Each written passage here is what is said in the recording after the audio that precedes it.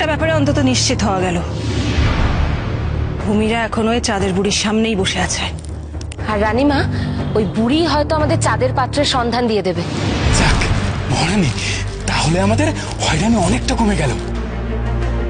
আমলো যা, একটা জিনিস বুঝছিস না কেন? চাঁদের বুড়ির সামনে এখনো বসে আছে মানে পাত্রটা তো এখনো পাইনি, তাই আমাদের মনে হয় খুব একটা বেশি দেরি হয়ে যায়নি। ঠিক বলেছ, একদম ঠিক বলেছ। তবে ভূমিরা ওখানে বসে কি করছে? পাত্র তো ওর হাতে নয়, পাত্র তো আসবে আমার হাতে। আমলো যা, তা নিয়ে তো নিবেই মোহিনী, কিন্তু ভাগ্যের ঝর্ণার জল তোকে নিতে দিচ্ছে কে? ও তো মরণ দশা আমিই নেব। রূপনগরের সিংহাসন আমাকে যে পেতেই হবে, পেতেই হবে। চল, চলে আয় সবাই।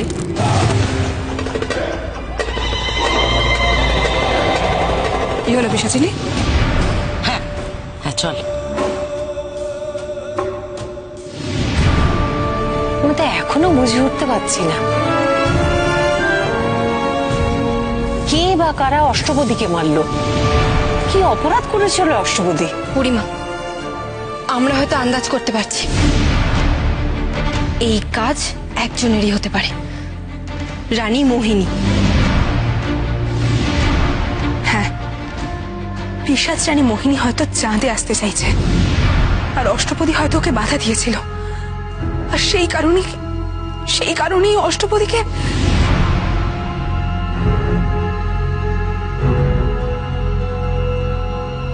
তার মানে রানী মোহিনী তোদের ধাওয়া করতে করতে এখানে চলে আসছে?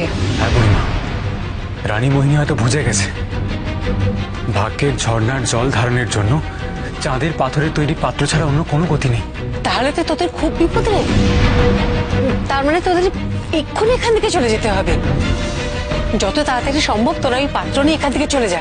সেনাপতি পুত্র, এই পিশাচ রানী মোহিনী যদি এখানে এসে আমাদের দেখে ফেলে তাহলে আমাদের কি হবে? সেই সুযোগ তাকে দেওয়া যাবে না, কিছুতেই না। কিন্তু বুড়িমা, সেই পাত্র আমরা পাবো কোথায়? হ্যাঁ বুড়িমা, ওই পাত্র কোথায় আছে তুমি যদি আমাদের একবার দেখিয়ে দাও তাহলে খুব ভালো হয়। সে উপায় নেই রে, এই চরকাটা ছেড়ে আমার না কোথাও উঠে যাওয়ার উপায় নেই। তবে যে জিনিস তোদের পথটা দেখিয়ে নিয়ে যেতে পারে সেটা আমি তোদের হাতে তুলে দেবো। কি জিনিস বুড়িমা? দাঁড়া, এই সুতোর গোলা তোদের চাঁদের পাথরের পাত্রের কাছে নিয়ে যাবে। হায় হায় হায়, নিয়ে যাক নিয়ে যাক।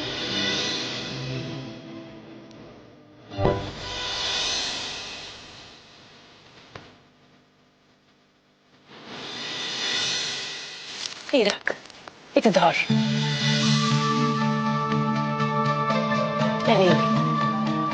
এই পোটলাটা ধর।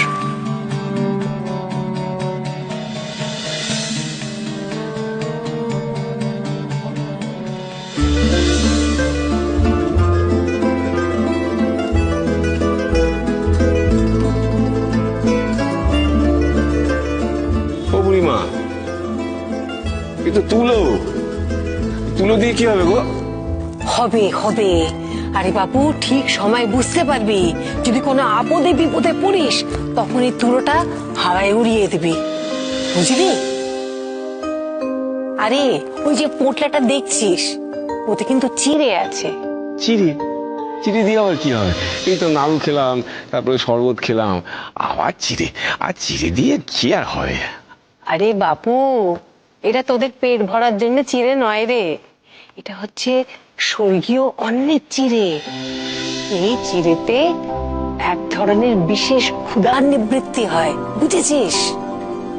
আর এতে না বিশেষ এক তৃপ্তিও হয় রে। ওটা সঙ্গে রাখ, সঙ্গে রাখ। আমার মন বলছে ওটা তোদের কাজে লাগবে। এই শাকচুন্নি আর মামদো, শোন মন দিয়ে, এদের সুতোর গড়ানির ঢাল অব্দি পৌঁছে দিয়ে তোমরা যাও ওদের সঙ্গে, কোনো চিন্তা নেই, যা নিয়ে যা। বুড়িমা, তুমি আমাদের যেভাবে সাহায্য করলে তা আমরা কখনো ভুলবো না।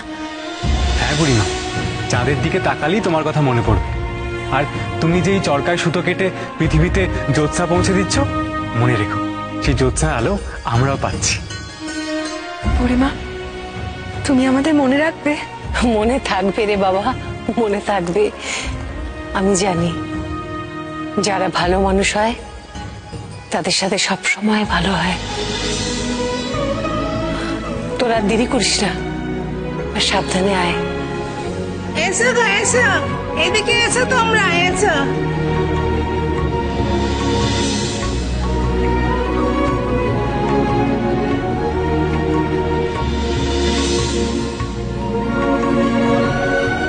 শোনো, ওই সুতোর গোলাটা ওই ঢালু জমিতে ছেড়ে দিও। গোলা যেরম যেরম পথে যাবে তোমরাও তার পিছু পিছু যাবে, তাহলেই তোমাদের গন্তব্য তোমরা পেয়ে যাবে। শোনো, একটা খুব জরুরি কথা মনে রাখবে, হ্যাঁ? ওই সুতোর গোলা কিন্তু কখনো থামতে দেয়া যাবে না, আর চোখ ছাড়াও করা যাবে না। একবার যদি গোলা থেমে যায়, নয়তো চোখ ছাড়া হয়ে যায়, ব্যাস তাহলে পথ হারিয়ে ফেলবে। হ্যাঁ, যাওয়ার পথও খুঁজে পাবে না, আসার পথও খুঁজে পাবে না, তাই না রে মামদো? আমি তোমাদের কাছে ক্ষমা চাইছি। ইমা, ক্ষমা চাইবে কেন? আসলে প্রথমে না আমি তোমাদের বিশ্বাস করতে চাইনি, বিশ্বাস না করে এখানে আসতেও চাইনি। কিন্তু তোমরা না থাকলে এত সহজে বুড়িমার কাছে আমরা কিছুতেই আসতে পারতাম না।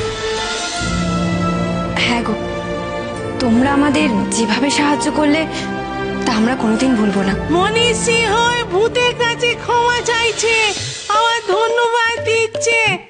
শোনো, একটা কথা বলি, তোমরা সবাই না খুব ভালো, ওই জন্যে তোমাদের সাহায্য করতে পেরে আমাদেরও খুব ভালো লেগেছে।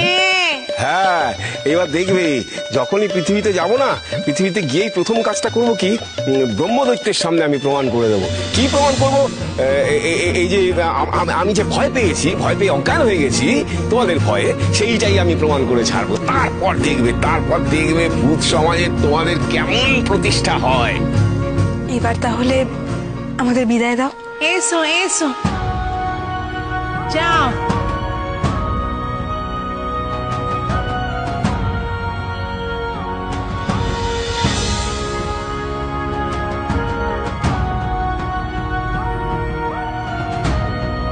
সাবধানে সাবধানে।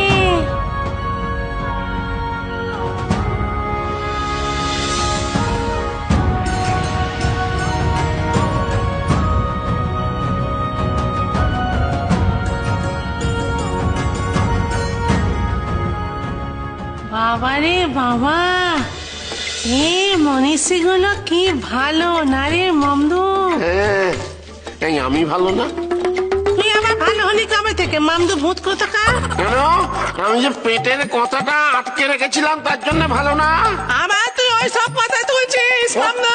কোথায় তুললাম? আমি একবারও ওদের সামনে বলেছি? আমি কি বলেছি তুই টেকো শাকচুন্নি? সেই বললি, সেই বললি, সেই কথাটা তুই মুখ ফুটে বললি। কে তোমাদের সামনে তো বলে না, নাহলে কি বলবো? কি বলবো তোকে? এলোকেশি শাকচুন্নি বলবো? আমার থেকে বলছিস কিন্তু। আমি কোথায় আমি বলিনি বলে এই আমার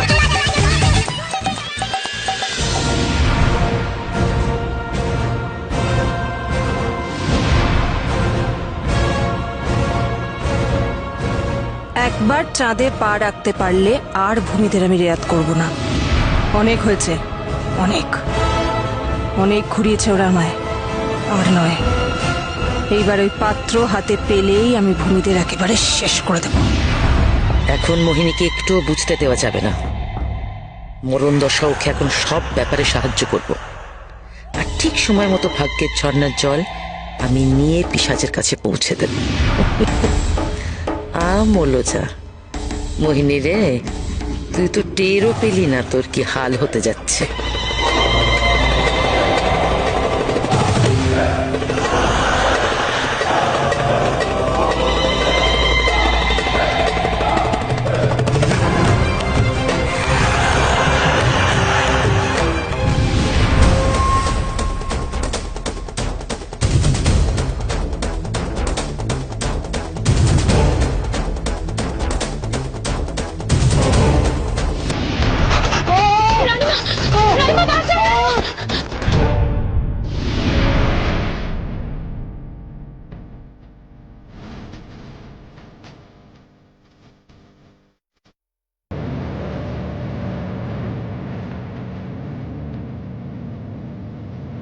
ওরে বাবা, এইভাবে সুতোর দিকে তাকিয়ে পথ চলতে হবে?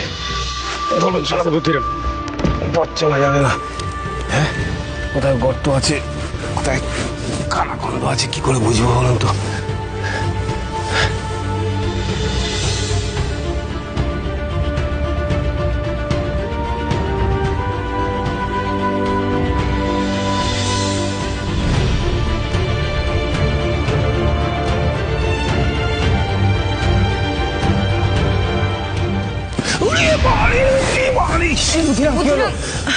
কি হলো বুদ্ধিরাম?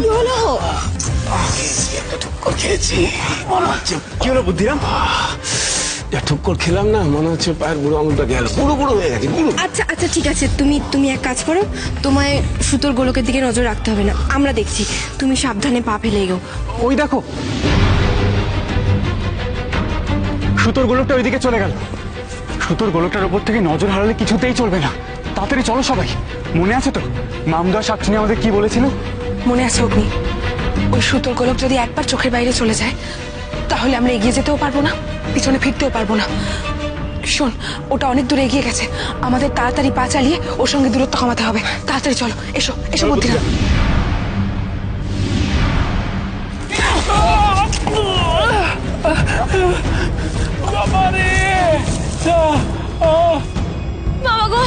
মা গো, রানীমা, আমার সব হাড়গোড় ভেঙে গেল রানীমা।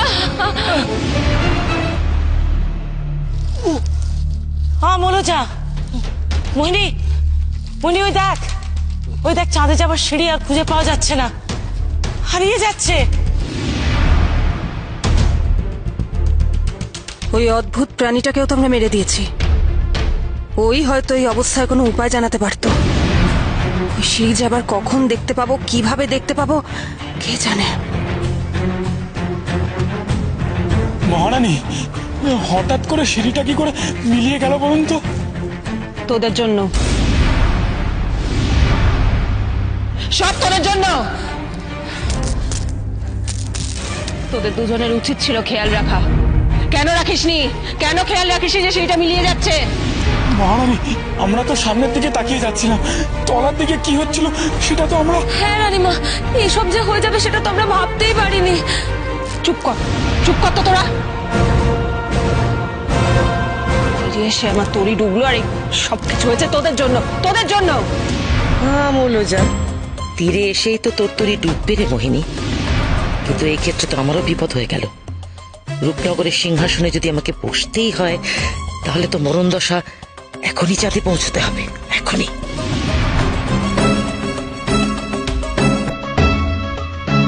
কি হলো পিশাচিনী? কি ভাবছো চুপ করে তখন থেকে? একটা কোনো পথ বলো, কি করে পৌঁছবো এবার আমরা চাঁদে? আমাদের কাছে একটাই উপায় আছে, আগুন ফানুস। মরণ দশা আমরা যদি আগুন ফানুসের সাহায্য নিতে পারি তাহলে। ঠিক বলেছ, একদম ঠিক বলেছ। ওই আগুন ফানুসের সাহায্যেই এবার আমরা চাঁদে পৌঁছবো, তাছাড়া আর অন্য কোনো পথ নেই। তাহলে দেরি কেন? তোর যত মায়া শক্তি আছে তুই কাজে লাগা, আমার যত পিশাচ শক্তি আছে আমি কাজে লাগাচ্ছি। ওই আগুন ফানুসে করেই আমরা চাঁদে যাব।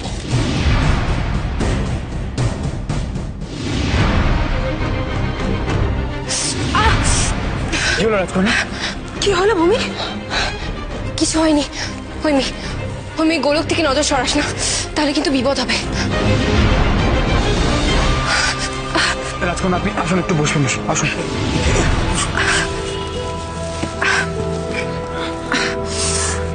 এই অবস্থায় আপনি এগোবেন কি করে তাহলে? হয়নি, তুমি এক কাজ করো, ওই গোলকটার উপর কড়া নজর রাখো। বুদ্ধিরাম, তুমি হৈমির সাথে যাও, দেখো পায়ে যেন আবার কোনো আঘাত না লাগে। আমি রাজকন্যাকে নিয়ে পরে আসছি। আর একটা বিষয় খেয়াল রেখো, ওই গোলকটার উপর নজর হারালে কিন্তু কিছুতেই চলবে না। নজর হারাবে না অগ্নি, তুমি চিন্তা করো না, তুমি ভূমির খেয়াল রাখো, আমি আর বুদ্ধিরাম এগোচ্ছি। চলো বুদ্ধিরাম, চলো চলো।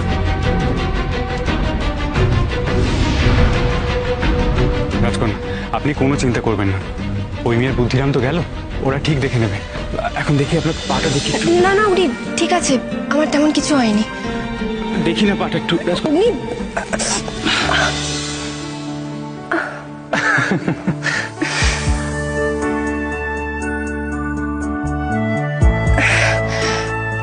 না অগ্নি, এইভাবে সময় নষ্ট করা যাবে না। ওদিকে হৈমি বুদ্ধিরামের তো আমাদের দরকার হতে পারে, তাই না? কিন্তু রাজকন্যা, এই অবস্থায় আপনি যাবেন কিভাবে? আমাদের যেতে তো হবেই অগ্নি। বেশ, আসুন। রাজকন্যা, আপনি এই অবস্থায় হাঁটবেন কিভাবে? অগ্নি, যেতে তো আমাদের হবেই। যেতে তো হবেই। বেশ, সেনাপতি পুত্র থাকতে রাজকন্যার পথে কোনো বাধা থাকতে পারে না। মানে? আসুন।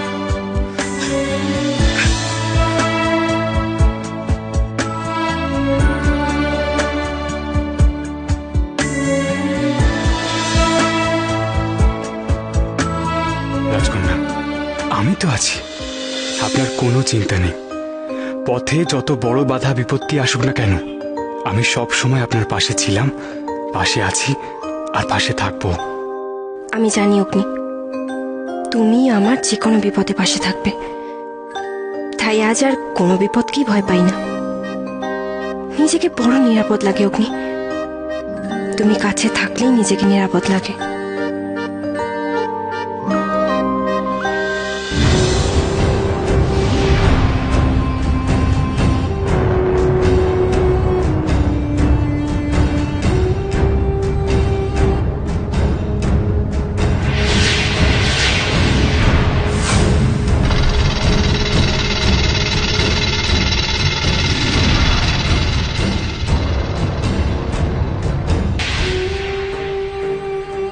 সবাই প্রস্তুত হও। মরণ দশা, এবার আমরা এই আগুন ফানুসের উপর চড়বো। চলে আয় কলকাতা বালি, চলে আয়।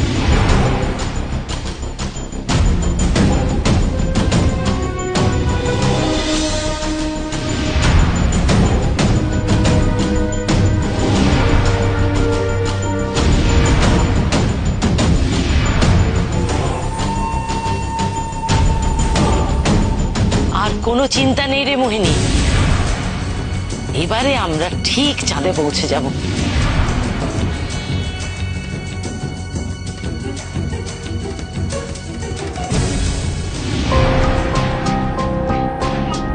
অগ্নি, এবার নামিয়ে দাও, আমি হাঁটতে পারবো। বেশ, রাজকন্যার যখন আদেশ, তখন তো মানতেই হবে।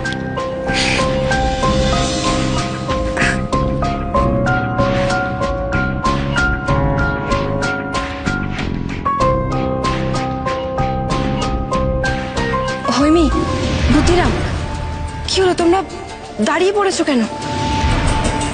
ভূমি সর্বনাশ হয়ে গেছে। সে কি, কি হয়েছে? ওই সুতোর গোলাটা কিরকম বেয়াদব ভাবুন একবার, সেনাপতি পুত্র এই পর্যন্ত এলো। হ্যাঁ, আমরাও ঠিক নজরে রাখলাম, তারপর হঠাৎ করে কোথায় চলে গেল আর কিছুতেই খুঁজে পাচ্ছি না। না না, খুঁজে পাচ্ছি না বলে তো হবে না, আমাদের খুঁজে পেতেই হবে, নাহলে যে চরম বিপদ। না না, আর সময় নষ্ট করা যাবে না। হৈমি, তুই এক কাজ কর, তুই ওই দিকটা দেখ। বুদ্ধিরাম, তুমি ওদিকে দেখো। হৈমি, তুমিও দাঁড়িয়ে থেকো, তুমি ওদিকে দেখো, আমি ওদিকে যাচ্ছি।